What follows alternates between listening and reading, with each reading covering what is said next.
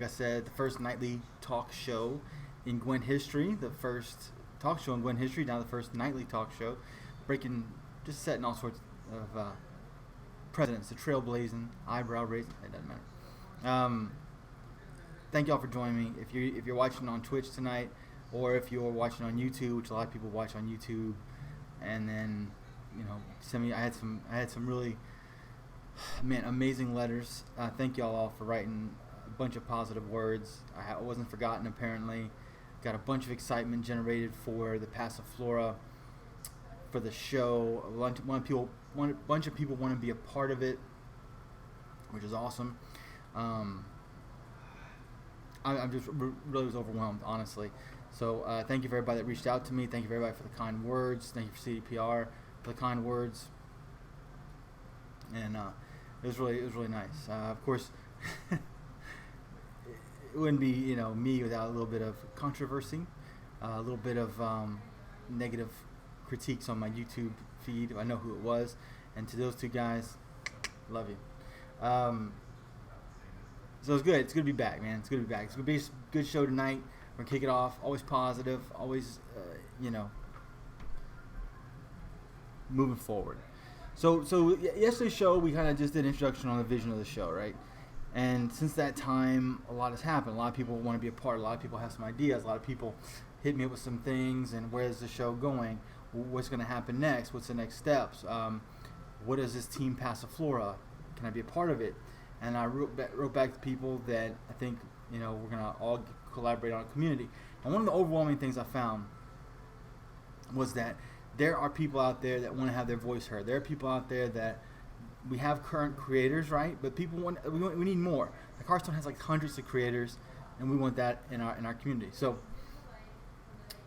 we're gonna do a lot of stuff, man. We're gonna get some people out there. We're gonna build a community around Passiflora where it's all inclusive.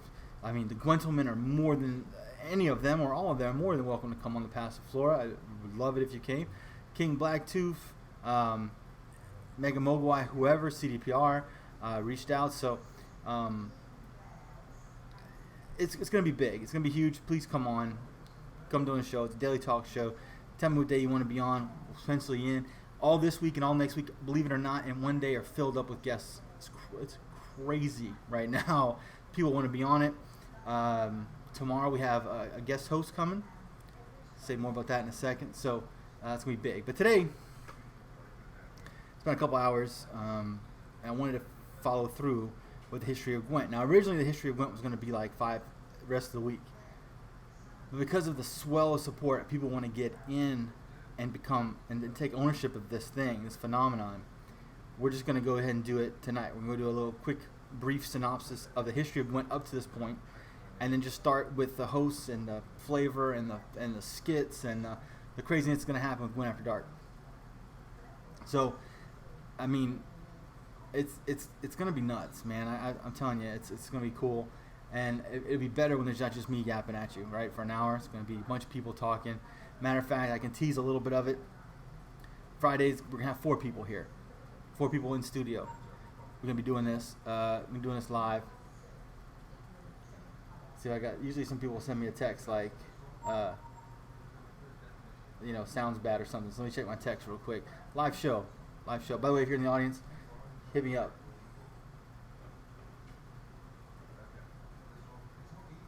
Where'd you got the call? So craziness, right? Anyway, so we went ahead and did this. Put the slideshow together. It looks really good. I think it's going to be really a lot of informative stuff, a lot of great things, and I think you're going to enjoy it. So let's go ahead and go into the feed. Boom. So that is the overview of it. Let's go into the presentation. We are going to slide it up here. Real time editing going on for you. Like I said, I'm still kind of getting it. That's a lot bigger than I wanted to. That's what she said. And there we go. So this is what we're going to talk about today. This is the show, right? The show is Gwent, a history from Witcher 3 to open beta. And we're going to look at what Gwent was, the cards, the board, everything into what it is now. And so it's had a lot of changes, as you know. It's gone through a lot of history. When you first got into when the Witcher 3 first came out. There was a lot. I really had never played The Witcher. Personal story, personal journey between us. I never played The Witcher, so a bunch of people where I worked at the time were like, "Hey, you gotta try this. This game is amazing." It's like, okay, cool. And at that time, I played Hearthstone. And I had played competitive CCGs for a long time. And they said there's a side game in there, a CCG. And I was like, oh, that's pretty awesome. Like an adventure game with a collectible CCG in there. I mean, even if the game sucks, I'm like the card game. Well, to say the game didn't suck. The game was the best game I've ever played. Especially when you add the downloadable content and you add the really downloadable content and Gwent inside of it. So get into the game. So the basic part of the game is you're Geralt the Witcher, and there has been a ton of books written about Geralt, and they're all amazing. I've recently had a chance to go back since Witcher 3 came out. In the interim between Witcher 3 and Gwent, I read the books. I haven't read all of them yet. I've read 4 of them, and they're amazing. If you haven't done it, Sapkowski is the name of the author. It's amazing. The first book is The Last Wish, and it's a collection of short stories, and they are phenomenal. They give you much more flavor of the universe, and you should check it out.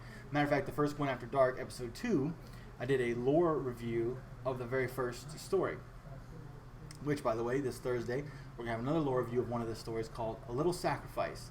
From the second book, Sword of Destiny. It's a great short story. My fiance and I are going to review together. A little bit of spoiler. Anyway, so when you do Gwent, you go through the Witcher universe, you fight monsters, you're a Witcher, and you collect cards from innkeepers, and you play various innkeepers, and it's this really awesome minigame. Now, some of you have never even seen it, so I'm going to share with you probably for the first time some pictures of classic Gwent, kind of tell you about what it was and what you could do and things like that. So, without further ado, okay, so Witcher 3 Gwent. What was Witcher 3 Gwent? Here's some cards in here. Go ahead and pull it down here. Witcher 3 Gwent. That's what the cards look like. A little bit more in focus in reality, but that's what they look like. You see a very basic card stock. There was still no mana cost like there is in Hearthstone or Magic. You basically played at 1 card a turn, unless it was a decoy or a spy, and there's the number value at the top. And the little middle icon, the sword, the crossbow, or the catapult determine which row is on, same as Gwent is today. And so you'd put it on that row. If you had more points than your opponent, you'd win. Generally, if you had spies, you'd win. So that's what it looked like. And there's some of our main characters: Geralt, Yennefer, Ciri, Letho, and Vernon Roche. Geralt was 15, looks good. Ciri looks a little different than she does now. And the card Vernon Roche looks kind of familiar to what he was. And Letho's card is obviously much better than that now. So that's basically what it was. It was very simple. The first place you go into, right? Somebody just had the flog says crazy, looks so weird. It does look weird. It's totally different than it is now when you look at it. But you collect these cards, and then you basically it's basic math. You just keep on adding them to your side, and the person with the most points wins. And it was fun. It was like simple, addictive, numbers based, and you collect these cards. And I remember my own personal journey. Again, I was looking for the crones because at the time monsters had this great muster ability, which we'll get into in a minute. But basically, the crones still work that same way. They summon other crones. And they had vampires and things like that you keep on summoning, and they'll eventually add to the game we know now. But these are how the cards look. Now, take to that, eventually one of the first things they did to the cards to change them is they added these cool banners on the side. So this is one of the first big technical or visual updates to the game. So Skellige now, as we all know and love, Skellige looks like this right here, with the purple and the bear and the Soitel with the green and the leather, and the Northern Realms with like the banner, monsters with like skin, and then neutral is basically just neutral. It's like Geralt's armor kind of thing.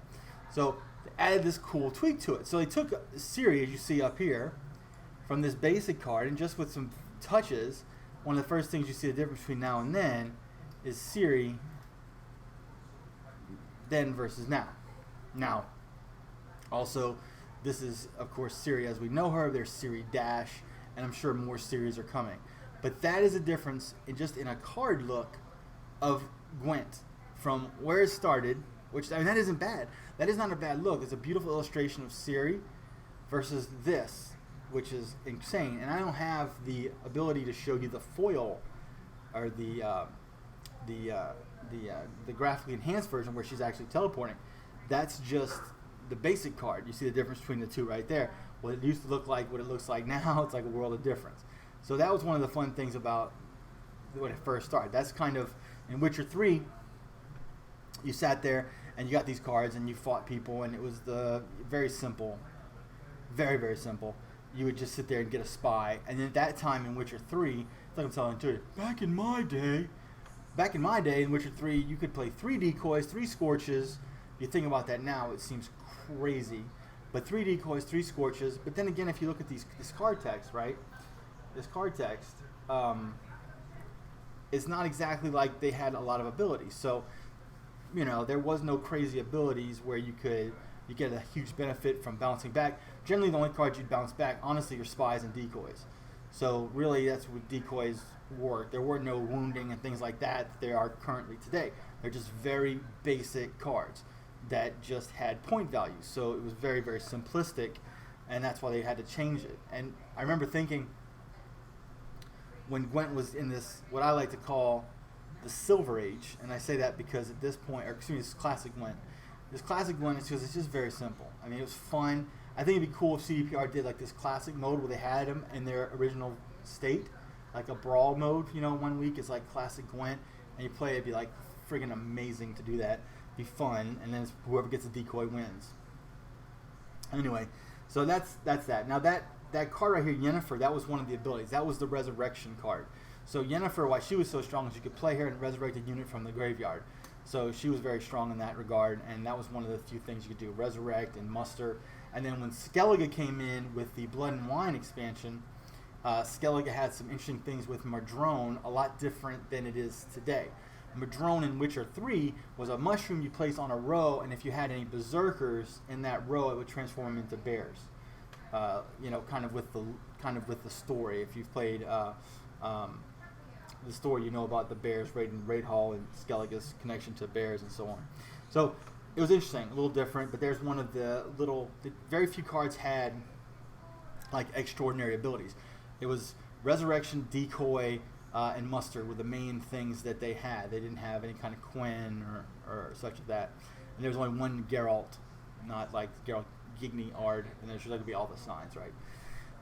So anyway, there you go. Werner Roche did not do damage. He was just 10 points.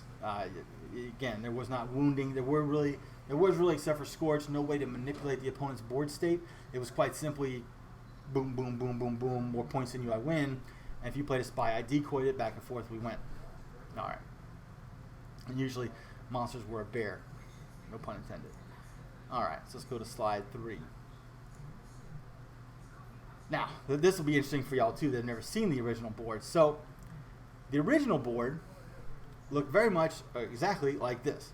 So it was very simple. You placed the cards down. It was this really cool wooden board, and it had you know, the interface here on the 50-yard line of, well, I call it 50-yard line for football fans, but down the middle of the field you had what row it is. So you had melee, range, and siege as you go. And now you see it's on the side in red or blue depending on your side. It's clearly marked. They made changes even from this picture to continue to the evolution of design, I call it, where they've continually changed it. But you look at the difference of the two. So you have very basic board from old Witcher 3. You have the 2 gems that you used to have as opposed to a crown. You have the little point total, which is kind of hard to see, but you kind of got the idea. 16 to 12 here. You have the point totals on the side.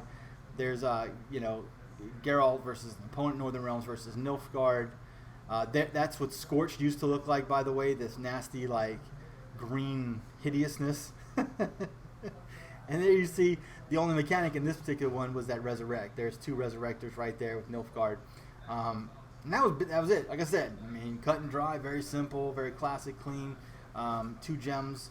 When you win a game, it would pop a gem. The first one to pop the gems wins, which doesn't make much sense. It's better if you win to gain something as opposed to losing it.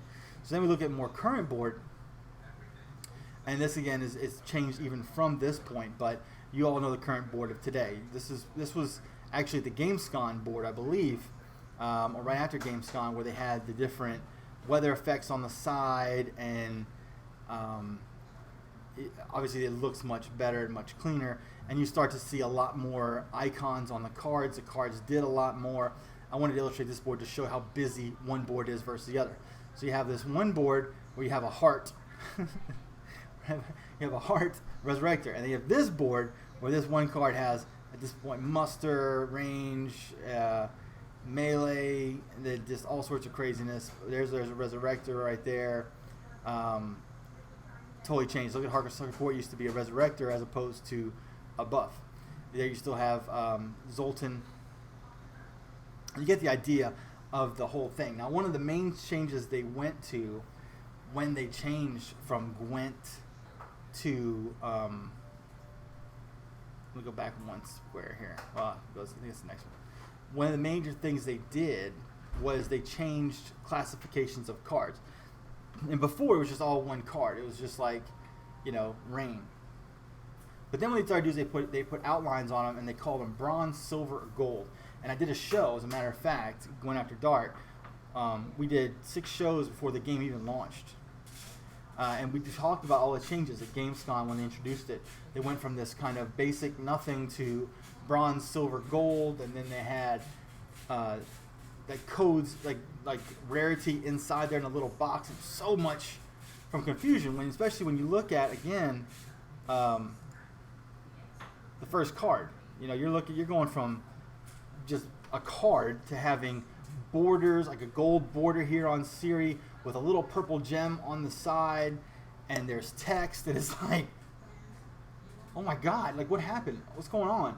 And I remember thinking, at that time they also had one of the major first things Gwent did was they said, okay, now you can draw cards, which was like, what? You can't draw cards? That's not how the game's played. You get your cards and you're done. So original Gwent, you got your 10 cards, or 8 cards, I think it's 10 cards, and that was it. There's no draw unless you had a spy. If you had a spy, you could draw cards. Other than that, man, you were done. Like, that was it. And then it was like, man, we had the debate on Gwent After Dark, as a matter of fact, Ruben and I. Well, if you're drawing cards, doesn't that ruin the classic feel of Gwent?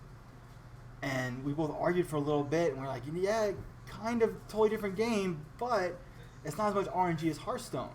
Because the big argument was, man, you're drawing all these cards, it becomes like Hearthstone, but it's not. It's a totally unique game. It's still resource management, and then some great innovative decks came out of there where you could just kind of just abuse the system, obviously, at the beginning, where you could just get so much flipping and drawing and everything else, and deck thinning came to be. So a lot of cool stuff happened there. But in the beginning, in my day, you just had a card with a number on it, like Uno.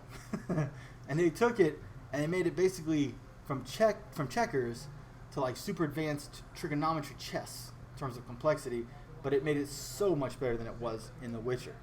So there's the board design, and then we went to constant improvement. So in this next slide, never stagnant, always adopting, I have like the names for the slide and everything. Here's a little look at some of the old cards again, and you look at Gaunter O'Dim, right? And his ability was he summoned other shadows, muster, and there's a little definition I found for you. And he would summon 3 shadow units, and that's what they do. Now the new version, he's obviously 6, they're 1, and they do 1 damage, they're a lot more powerful. In this version, he was so underpowered, he's almost like, I hate to say it, was pretty useless, really. It's like, ugh, man, that's it? That's what he does? And there's John Natalis, Yarpin, there's all the rest of them you see and love. Redanian foot soldiers were 1 strength. You see there's old Death Mold from Witcher 2. You see the difference there in the old cards. And so I thought what I'd do is look at, so I made decks. I told you that in the first show. I made decks from the beginning of the game where it was just theory crafting and I had shows. So we're going to look at this, bear with the quality because, Hello everybody, welcome back. It's been a while since I've been streaming and doing videos, so this is kind of exciting. I got a chance to work with some of my... right. Pause it. So this was a graveyard. This is so cool. I can go into my own old videos and I'm just impressed with myself. Sorry. It was called Graveyards and Dragons, right? This is the very first one, and I was one of the first people in Gwent database, by the way, which is where this is from. to have over, at that time, it was like 7,000 views on 2 different decks. My Monster X weather deck. It was like a big deal back in the day, and then tragedy struck, whatever. But this is to give you an idea what it looks like. I'm trying to fast forward till I get more cards on the screen. Here we go. So this is what it used to look like. You see So there, the first one we're looking at is the Shield past me. Oh wait, might get Smith. Now, I put a couple of them in here. All right, so we'll just look at this. So you get the idea. Unfortunately, the clan guys blocking my. Ooh, that sounds bad. All right, get to this part. Okay, future me is not doing well with past me. But let me tell you something. For me to even get this part to where I could actually go into my old deck and pull it up and get to this part is like crazy. If you ever go back and look at, which I'm about to show you, my old Gwent After Dark, and the differences, it's crazy. Like at that time, you see, I don't know if you can see, because I'm probably blocking out my old logo, but it was bad, and it had a little S up there. It's horrible to look at it. It's still old though back then. Just looked tired. Matter of fact, that was done at a hotel. I was on a business trip. That's not important. So you see right here, I had 2 decoys, 2 commander's horns. All these cards are so different. There's Villa Metromirth or Bork 3 Jackdaws. He went back and forth a couple of times. And you get the idea of, I'm trying to get like a whole picture here. I can scan the bottom. I think there was a picture I wanted to see. And then we'll just look at the... It basically pull up all the Clonon Crate Warriors and the Queen's Guard. So Queen's Guard is very similar to... That's part of the Pumpable. So you have the Shield Smith, and then you have the Armor Smith down here. So I find him. There he is. The Armor Smith. So 1 Shield Smith, 1 Armor Smith. I feel that's good enough. They aren't key to the deck, but they're certainly, if you wanted to, you can always change and add pumpables to the deck. You can put maybe 1 more of each one of these, but I try to constrict the deck down to a bare minimum to get the focus of the deck, which is the graveyard manipulation. These kind of add a little buff to it. They are by no means important to the overall deck in terms of damage, but they do give you a nice little plus. Okay, so the first one at this point in time, is the first combo is Ceres and the Queen's Guard. This was before. There's Ceres. This was before it really went into. There's kind of a light gold and silver element to it, but it hasn't yet become what it was. This was the very first upgrade from Witcher Gwent into the next phase. They had the gold a little bit. They didn't have the banners yet. They weren't completely golded. They didn't have a rarity quite yet. They didn't really have any of that. Yeah, double decoy. So it's like a completely different animal back then. It was it's totally different than it is now. So I mean, you're making these decks, and as you make these decks, they come up with a new version, and like literally a month later after that, or 3 weeks after that, they changed it all over again, and they made it just with the silver and the bronze and everything else. But you know, they also limited it to having, at this point there was no limit, like you see the 2 decoys, the 2 commander's horns. They limited it to 4 gold, 6 silvers that we currently know today, and the rarity and everything else. But this kind of shows you a transition. CD Projekt Red continues to adapt the game. So let me look at the Gwent After Dark as Ruben and I. And this is the old logo, by the way. It's that the same Ruben with did. Bavetta.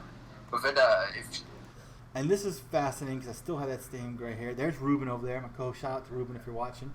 He drew that logo or made that logo. It was amazing at the time. It's still amazing. And then we went through and we looked at all the different cards. And we looked at the future content speculation, general thoughts for the future. We were one of the first ones to do that. We had a lot of groundbreaking stuff on that show. Hoping to continue that. But I think we did one where Ruben broke down some cards, I believe.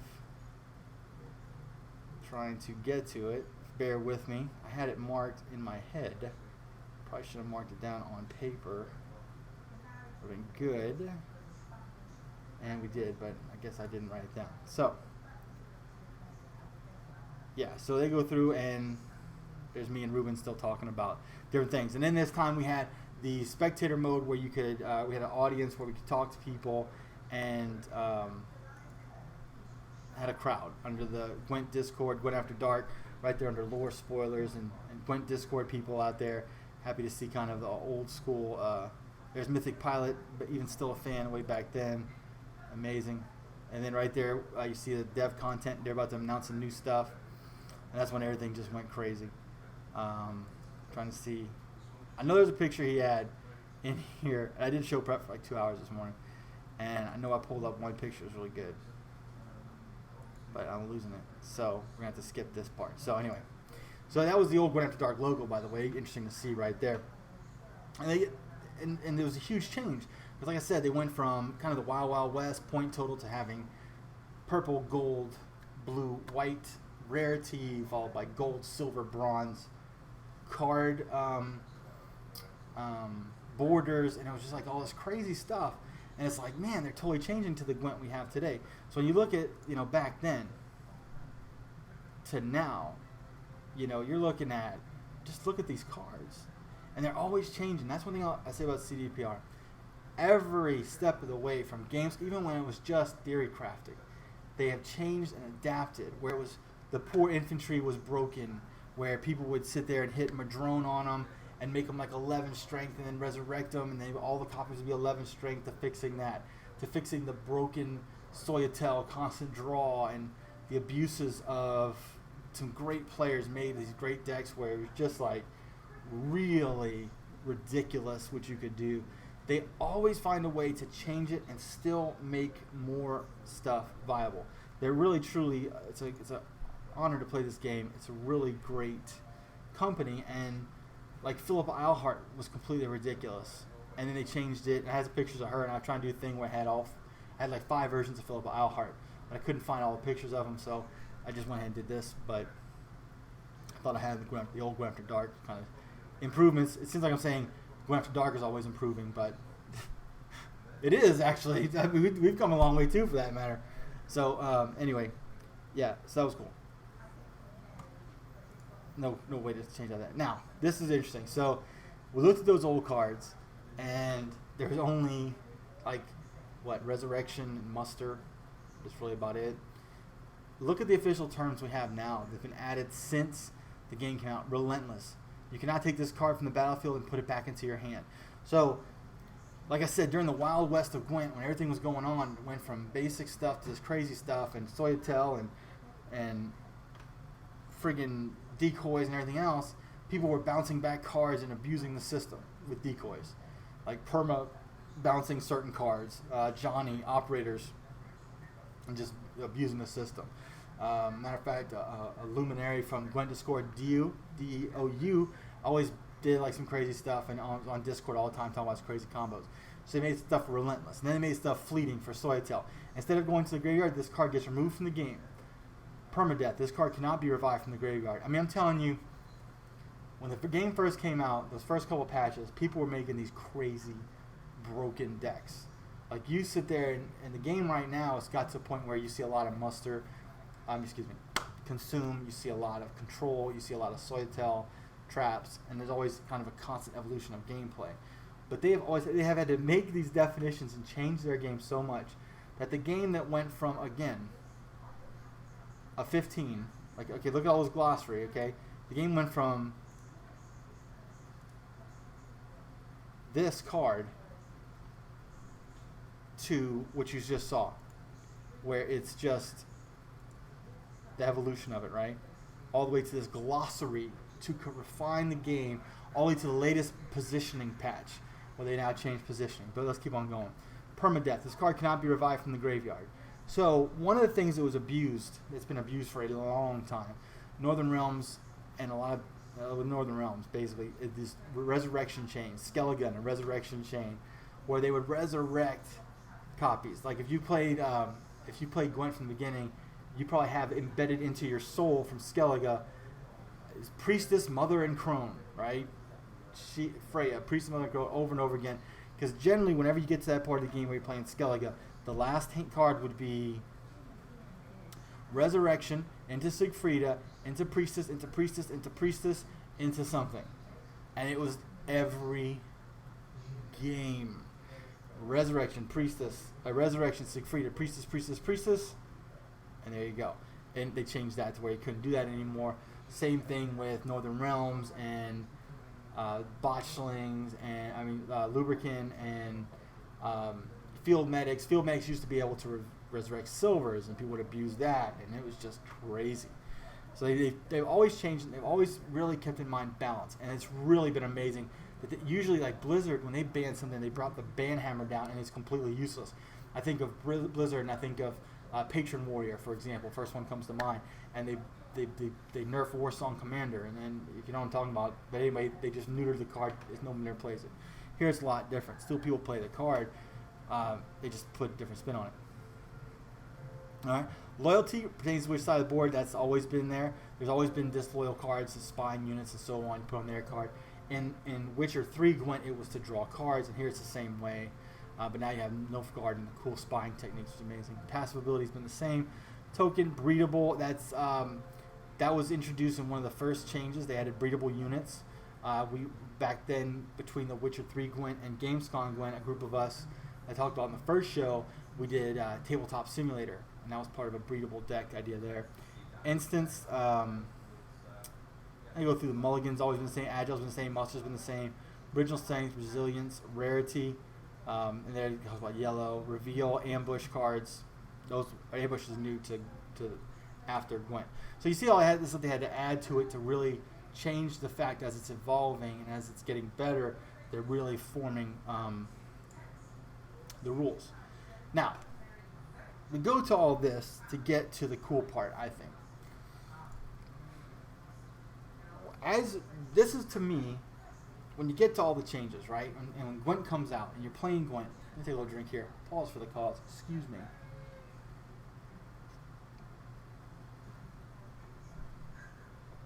All right.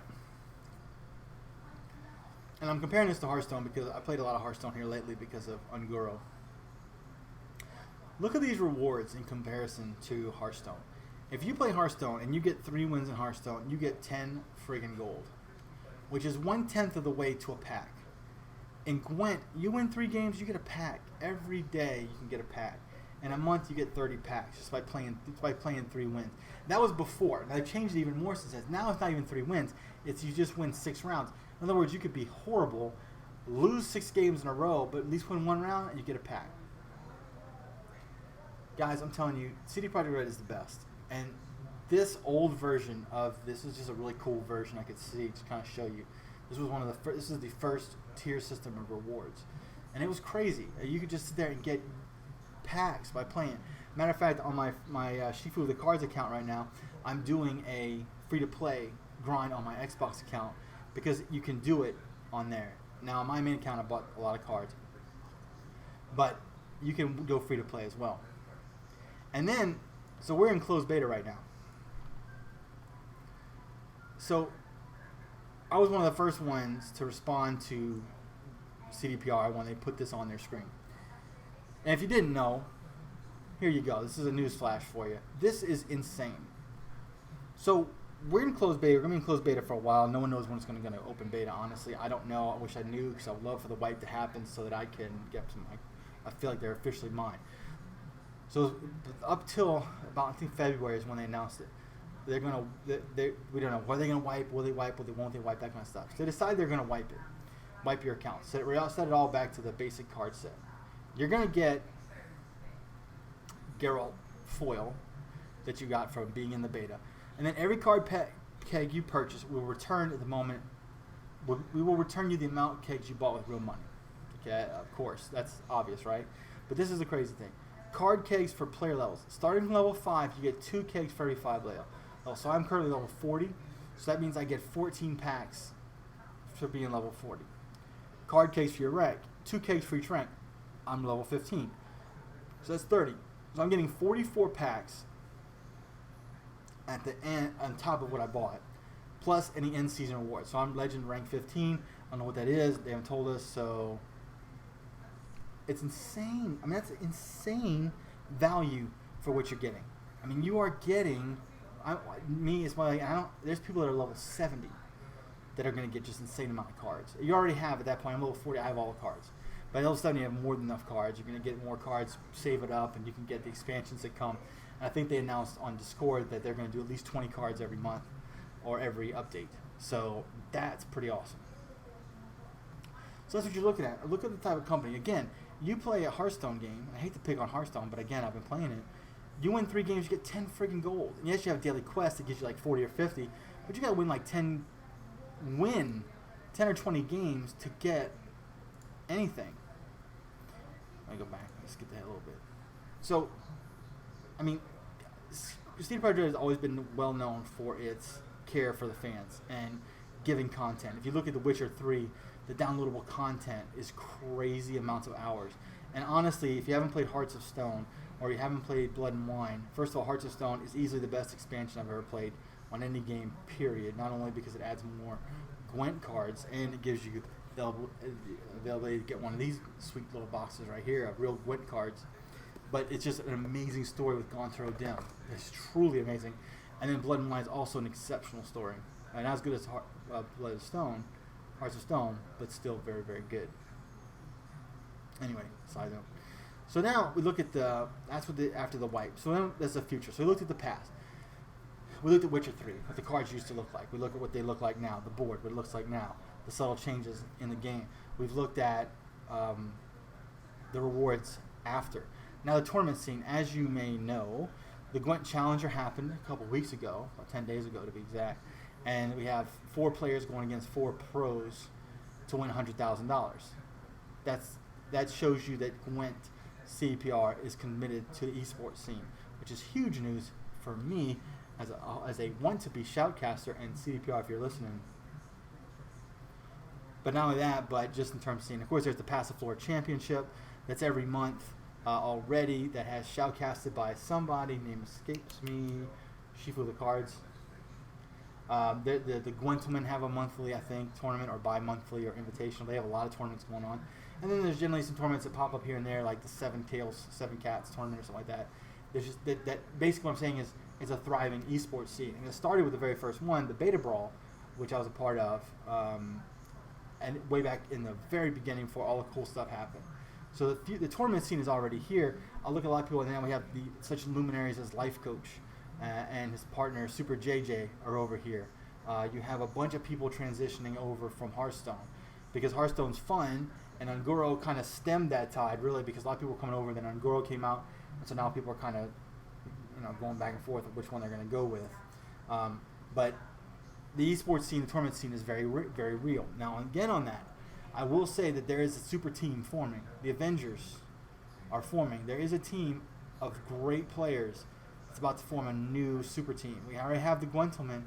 I think Gwent City is a collaboration. I don't know if they're a team or not in terms of tournament team. Passiflora. We're coming. Alright, so there's the tournament scene. So that's happening. And that's basically the content for the show. That's episode 2. Thank you for watching Go After Dark. Geralt loves it. The main thing tomorrow, enter Codexal. Slight tease. That's all I'm leaving you with. We have a co-host tomorrow. So it's not all about me talking. It's about everything else. So recap. Let me go back here. So look at the recap, the journey, the Gwent history thus far. We started at the beginning again, a little light recap. Let's look at the difference of series. I mean, look at the banners. I remember when the banners came out, that was a really cool thing, right? Like at this point, by the way, when the show really gets going, we're going to have a musical interlude.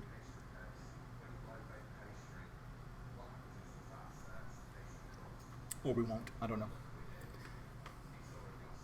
Just look at that. I mean, that to me is very striking. That's just a look at what the card art has come by. You look at just from nothing to gold background, banner, neutral. You look at rarity, the gem. You look at the art, and then you look at the animation that are coming for the animation is just insane, especially Burner Brand, in my opinion. So that's that. That's what that looks like, right? Humble beginnings. I have it over there. I forgot about that part. Then we go to the board. How much the board's changed. And that's even the games. That's the GamesCon version. That's not even the version you see now. So this was already a huge step up from the basic board, and now look what it looks like today. It's crazy. There's subtle changes, but they're so important when you see it as they incrementally improve the game, and you look at it from step 1 to step 4. Like step 1 to step 2 was shocking. 2 to 3, okay. 3 to 4, okay. Then 3 to 5 is crazy. But then you look at 1 to 5, and it's like holy banana boats. It's crazy. And again, you look at some of the old cards. I mean, it's crazy. I mean, I don't know how else to say it. I mean, there's only 4 factions up there. At that time, they didn't have Skellige. Skellige came in on the Blood and Wine expansion, and actually a really cool storyline, as a matter of fact. And then you look at old Gwent After Dark. Oh, the Philippa. That's the second biggest, yeah. And then this one's huge. It goes back to Ceres as well. Demetrian Bomb now resets gold unit strength. So now Northern Realms players can't buff, promote, and they're untouchable. Demetrian Bomb now clears that too. That is monster strong. Well, so there we go. We're talking about the changes. That's kind of where we're going there. Sarah, self-buff decreased from 4 to 3. At this point, they had a first turn, place her on my boards, and then have a 14 strength as Northern Realms. The audio's bad. I can't go help and change some stuff because Beta Brawl 2, on the this basis is of between that, Beta Brawl 1 and Beta Brawl 2. Yeah, I don't think this is gonna make it for Clear Weathers. I mean, it's nice, and this was needed for it. But there it is. I don't think this will make Clear Skies viable. I'm sorry, I'm on memory lane. Got train of thought. But you look at just that, and then you look at the a deck from GamesCon. This is just a really good muster ability. You get cards that put resources into the graveyard, then you then to manipulate. Claim down a pirate, and of course, again, a card that you want in the graveyard. That card is muster. The Pirate Captain. So this one increases the strength by +6. Look at that one. So that one is when it comes back. So many changes, subtle changes, right? Now skirmishers come back and add this, but back then when it's +6 played from the graveyard, and the Queen's Guard still summon themselves from the graveyard, and it's just so different now from where it was. And Murder Brock, I wish I could move this over. Maybe I can. No, See, so I can't move this over. I can't manipulate to show you the card. Okay, so here's Decoy. When revealed, we're going to turn a loyal non-hero unit on the battlefield to your hand and play this in its place. It was crazy. It was so broken. And then this one, Clear Skies, is now Dying Light, I believe, or First Dying Light. First Light, which now has the muster ability on the back of it, Rally. Then it just removed all weather glyphs, which was interesting because when you think about it, how strong that was. Because the argument was Ragnarok is this gold card, and it weathers the whole board, and it's gold. Clear Skies is a bronze, and clear Ragnarok. So you shouldn't have a card that's countered that easily. Now Ragnarok's completely different. Look at the Operator. Operator was way different. Now it's finally working. Operator is way different. Look at that. Play a random hero from deck. That's pretty strong. Let's see. And Donner is still kind of the same. Except now he was loyal then. Let's see if I can get a...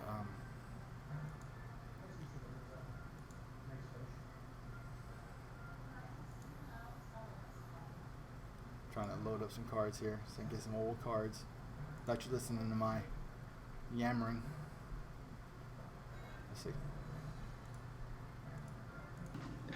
Decks, and I decided to put them up online and do some videos on my Gwent ideas, which you can find at you can see the title right there. That's at www.gwentdb.com.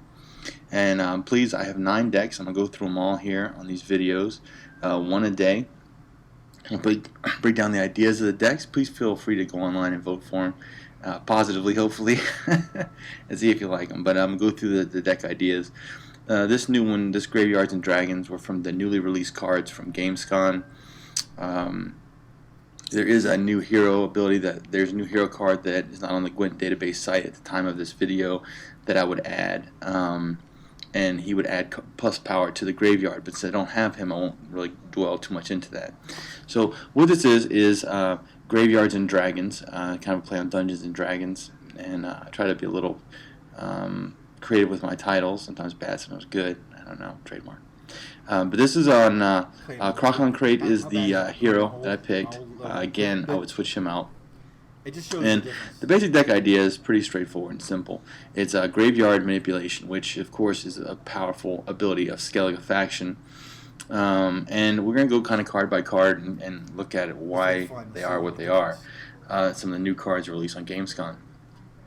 So the first one we're looking at is the Shieldsmith. Now I put a couple of them in here, and what does is increase the strength of every non-hero unit on this row, except this card by +2. And as you can see on that row, they are all non-hero cards. So you would buff them all, except for, of course, Philometromirth, which is considered a hero card. But it would basically pop up all the Clonon Crate Warriors and the Queen's Guard. So that's part of the pumpable. So you have the Shieldsmith, and then you have the Armorsmith down here. So I find him. There he is. The Armorsmith. So one Shieldsmith, one Armorsmith. I feel that's good enough. They aren't key to the deck, but okay, that gives you the idea. So it's crazy how much differences has changed. If you look at my old YouTube videos, you can see how they all change. Go into your own. I don't want to go through the whole thing because that would be crazy and weird. But just looking at the glossary, looking at the rewards, that even the rewards have changed.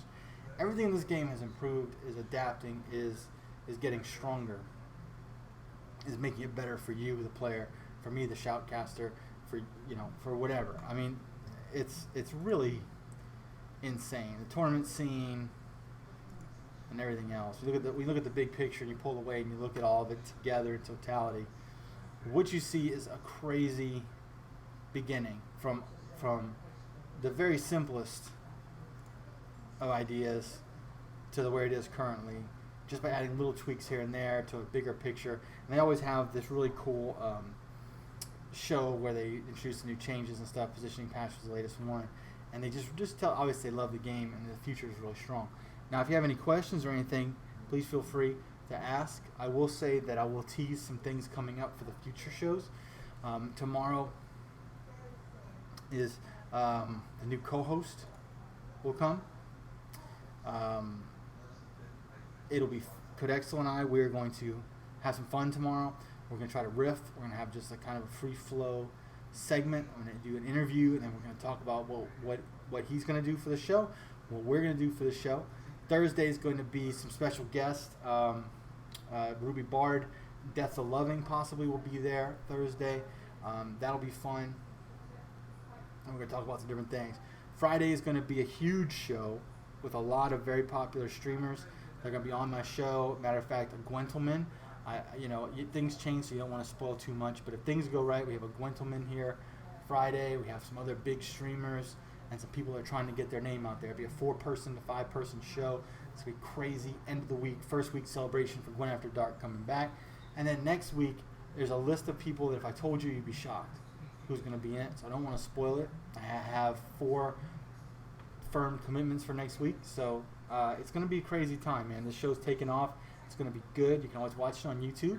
You can always watch it live. You can ask questions. I'm monitoring the chat as we speak. It's the Plog. I hope that's his name, the Flog. Put some good comments on there. And if everybody was lurking and watching, I appreciate it. For everybody that watches it on YouTube, please like and subscribe here on Twitch. Please, heart, subscribe on YouTube as well. Follow me on Twitter, Shifu of the Cards. Discord, Pass the Floor Championship. I'd like to thank Soraxia, as always, for letting me do this show on his channel and kind of giving me a forum to launch Gwent After Dark and wanting Gwent After Dark. So I thank him for that. I'm seeing if we have any crowd questions or any kind of big reveals. I've probably been doing, I said an hour show. It's been about 45 to 50 minutes. I talk fast. I could probably stretch it out. Drink tea for the last 10 minutes.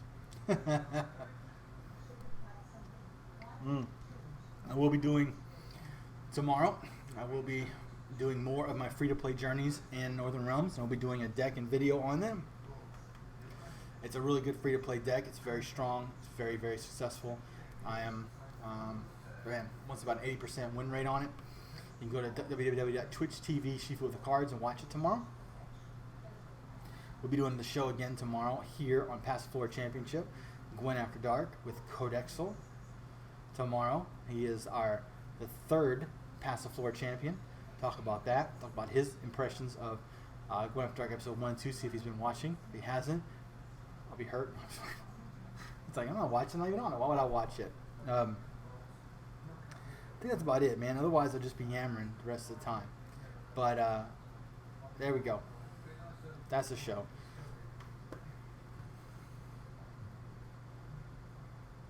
You're welcome.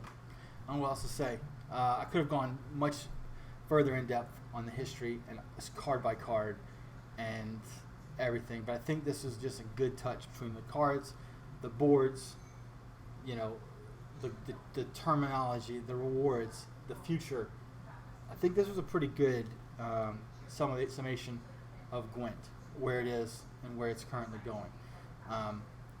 Again, each one could be broken down, but in an hour show, you really can't. You got to hit the major parts of it. But I mean, you look at it once again. We'll hit another tour because we're trying to stretch it to an hour. There's the cards from Siri to where you see now. For those of you just joining us, a lot of people tuning in late. The original game board versus a new interface. Kind of touched on it, and it's even changed from then. This was classic Gwent to Gamescom Gwent. Now we're in the newer version. Oh man, thank you for that compliment, man. Thanks for I appreciate that. And then we look at some old videos and some deck building from Gamescom to shows when it goes from Gamescom to the basically closed beta version, which was amazing. And we look at the glossary of terms they've added since it came from Witcher 3, like relentless, fleeting, permadeath, all these different things that come on as they change the game and refine it. The reward system while you're playing that they've changed and made better to when it's done in the reward system. The tournament scene, the future of Gwent. Thank you for watching. Shifu the Cards, signing off. I didn't make it to an hour. I think I got pretty darn close. Let's see, what did I do? 50 minutes? Well, whatever. You know, this is where the band would play and play you off. But thank you for watching. Shifu the Cards, signing out. Thank you for being a part of it. Watch it on YouTube. Click those like buttons. I know for sure I'm going to get 2 people that hit dislike. And just so you know, for those 2 guys out there, those 2, you keep hating. Alright, so let's go back to this. Let's go just take it from that slideshow. It's a little moment for us. Thank you guys for watching. I'm off the main camera. This is where, you know, the end credits are rolling right now. By the way, it's sad that I am working on this, but I am working on a, what do you call it, an announcer. One of my good friends has this great radio voice, and I'm trying to get him to give me a little intro, outro. So there's still some stuff in the plans. There's still some stuff in the works. This show's going to be the bomb. Cadexo's going to have an intro, outro. The guest hosts are going to be made feel special. It's going to be good. And, man, just thanks for being here. Thanks for being a part of it. The show's going to only get bigger. And send me an email at shifuthecards@gmail.com. Send me on Discord. Hit me up. Give me some feedback. Say, hey, the show sucked. The show was great. Whatever it is, it can only help me get better, even the negatives. And just, y'all have a great night. I would play some awesome music yesterday, but they edited all out the good stuff. So what I'm doing here is, if they edit it down, we don't lose all the quality stuff between friends. So we're gonna go out with a song, because I think this song says a lot. This is for everybody that's watching tonight. Y'all have a good night. So ordinary that it's truly quite extraordinary. Watch out!